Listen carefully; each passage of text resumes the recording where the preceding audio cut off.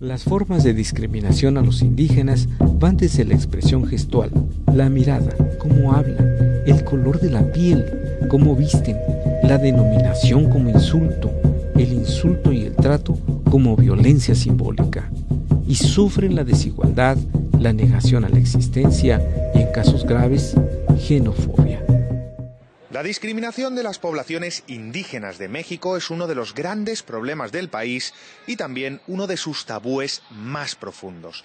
El modo de vida y la cultura de estos pueblos están amenazados por la falta de un marco de protección y reconocimiento que les ayude a sobrevivir. Esta realidad se hace más evidente en el estado de Oaxaca, donde el 58% de la población es indígena y donde la marginación está a la orden del día. En esta ocasión, 3 mujeres otomíes vienen a reafirmar que hay algo allá afuera, algo extraño, algo que les da una fuerza sobrehumana a nuestros indígenas. Y es que estas 3 señoras fueron acusadas de secuestrar a 6 elementos del AFI. ¿Neta, AFI? ¿3 señoras? 6 elementos de la fuerza élite totalmente adiestrados contra el crimen, contra 3 señoras. Trataré de ser breve. El 26 de marzo de 2006 llegan 6 agentes federales de investigación sin ninguna orden, sin ningún uniforme, sin nada que avalara su proceder, y empiezan a decomisar algunos productos en el Tianguis de Santiago Mezquititlán, municipio de Amealco, en Querétaro. La gente pensaba que eran rateros, entonces los empieza a llevar a la delegación, los empiezan a rodear, y entonces ahí solicitan apoyo a sus superiores. Los superiores van y dicen que se trató de un malentendido y dicen que van a reparar ahí por los discos, por los productos, por todo lo que se habían destrozado, ¿no? Pero ellos ya estaban fraguando un plan esa misma noche y era la fabricación del delito de privación ilegal de la libertad en su modalidad de secuestro. Ellos empiezan a hacer este parte. Traen consigo a un fotoperiodista, solamente a un fotoperiodista, que al día siguiente publica en un diario de San Juan del Río, Querétaro, que había un AFI secuestrado. Hay muchísimas fotos donde no se ve ninguna agresión, pero de esas fotos los agentes sacan 3 caras, que es la de Jacinta, la de Alberta y la de Teresa. Con base en esas fotos únicamente, ellos empiezan a hacer acusaciones más precisas en contra de ellas y a inventar que las querían linchar, que querían quemarlos, etcétera. Digamos, toda una concepción que se tiene, digamos, en México de discriminación de los pueblos indígenas y que son todavía vistos por la autoridad como si fueran pueblos salvajes. Ella es llevada, Jacinta y Alberta y Teresa son llevadas bajo engaños 3 meses después. No saben de qué se les acusa.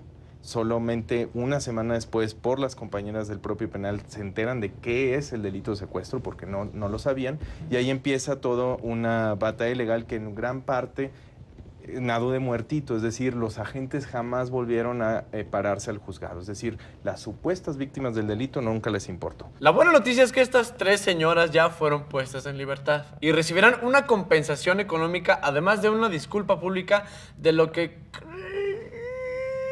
claramente fue una falla en el sistema penal. Para poder apoyar o ver de esa manera que no se vulneren los derechos humanos de mi gente, ¿no? Que hay muchos presos indígenas que están ahí solo por el hecho de que no pudieron defenderse. Es por todos conocidos que la justicia y en ocasiones la libertad dependen de los recursos económicos que se tengan, ya sea para contratar un abogado o pagar una fianza. También es claro que mucha gente sin los recursos para probar su inocencia engrosan nuestras ya sobresaturadas cárceles, como lo demuestran los estudios en nuestros centros penitenciarios. Lo lamento, pero así es. Sin varo, no hay libertad.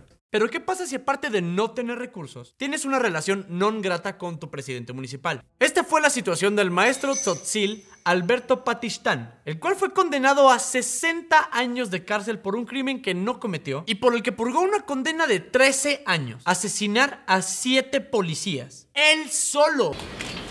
En aquellos años que realmente nuestros gobernantes han dicho o hemos dicho que ya nada de esclavitud. Sin embargo, en aquel tiempo me topé con que sí se estaba dando otro tipo de esclavitud. Aquellos tiempos entonces, como hoy en día todavía se repite, existe el olvido y la marginación de los pobres. Solamente muchas veces nuestras autoridades voltean a ver de aquellos que sí tienen el poder económico.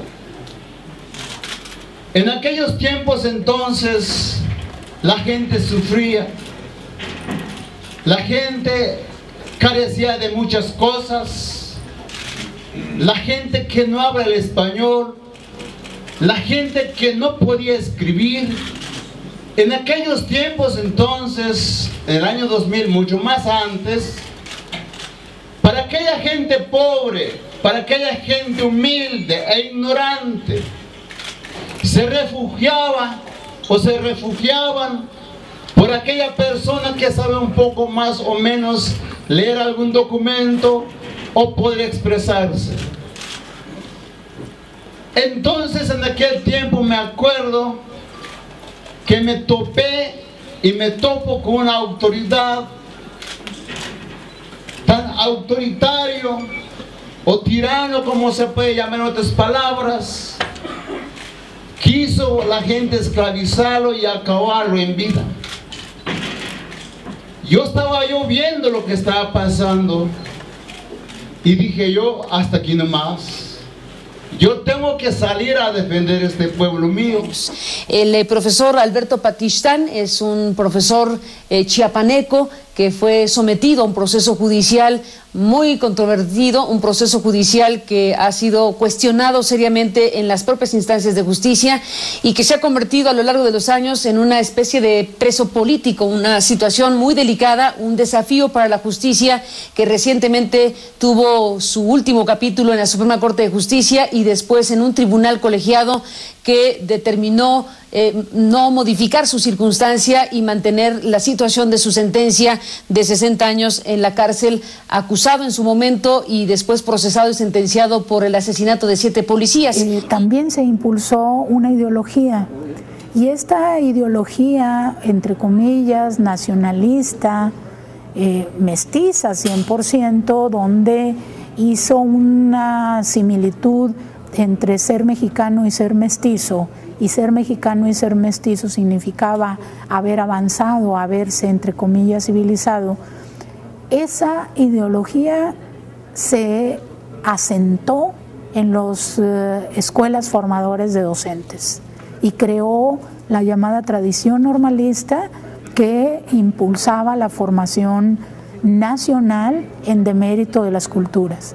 Es muy difícil de construir una ideología con la que han sido formados los maestros. La historia es simple. 15 indígenas que llegan al ayuntamiento de Cuernavaca para quejarse del hostigamiento de los inspectores comerciales que no las dejan vender sus artesanías y unos regidores altísimos, barbados y ojos azules, dato por confirmar, del Partido Verde, del PAN y de Nueva Alianza, las recibieron cruzándose comentarios como ya llegaron sus paisanas, ya llegaron tus amigas y ¿quién las invitó? Además de que para ser atendidas les pusieron como condición que se dejaran tomar fotografías entre risas, porque ya saben, los indígenas son un espectáculo de feria para la gente que está bien pendeja. Bueno, pues probablemente las risotadas de estos regidores que ya les mencionamos sean borradas, ya que la Comisión de Derechos Humanos de Morelos ha iniciado un proceso administrativo contra estos regidores que puede determinar su administración.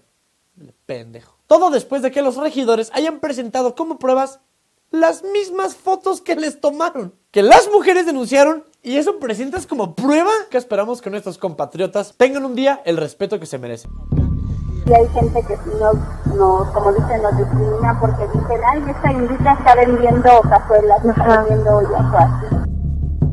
Sí, la gente es cruel a veces. ¿Qué le dicen? Pues, que pinche indio bajado del cerro, que no recoge sobras, así cosas.